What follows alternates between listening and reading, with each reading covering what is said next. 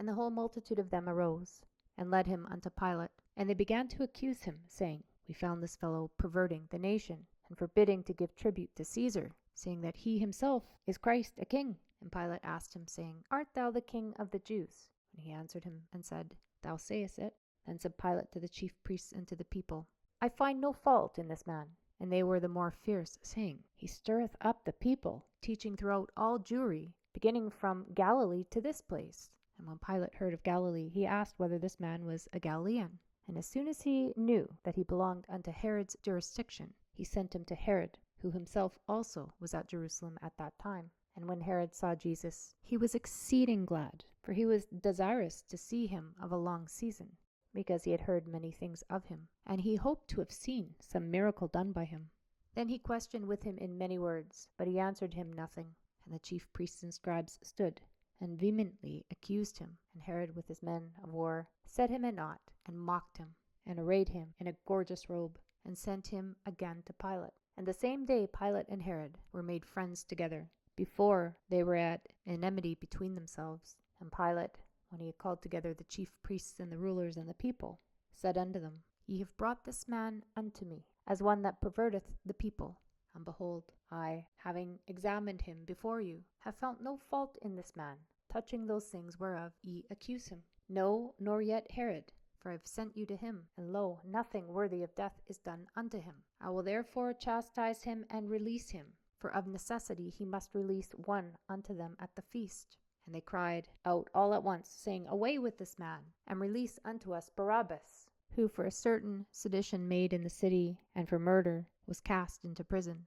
Pilate therefore, willing to release Jesus, spake again to them. But they cried, saying, Crucify him, crucify him. And he said unto them the third time, Why? What evil hath he done? I have found no cause of death in him. I will therefore chastise him, and let him go. And they were instant with loud voices, requiring that he might be crucified. And the voices of them and of the chief priests prevailed.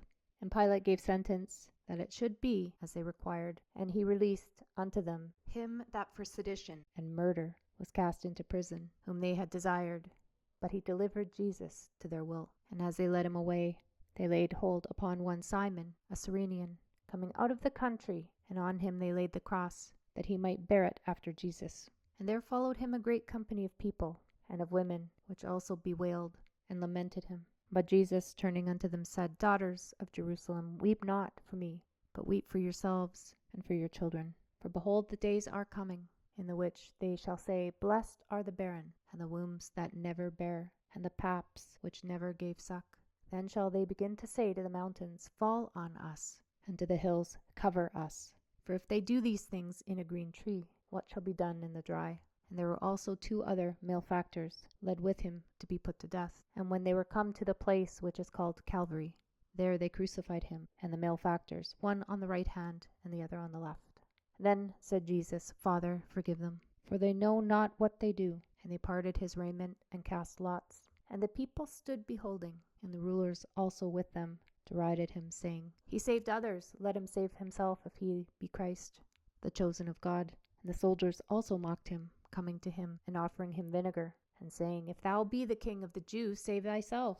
And a superscription also was written over him in letters of Greek and Latin and Hebrew, This is the King of the Jews. And one of the malefactors which were hanged railed on him, saying, If thou be Christ, save thyself and us. But the other answering rebuked him, saying, Doest not thou fear God, seeing thou art in the same condemnation? And we indeed justly, for we receive the due reward of our deeds. But this man hath done nothing amiss.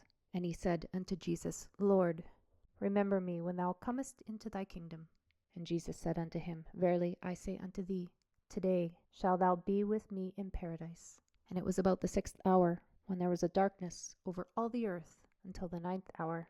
And the sun was darkened, and the veil of the temple was rent in the midst. And when Jesus had cried with a loud voice, he said, Father, into thy hands I commend my spirit. And having said thus, he gave up the ghost.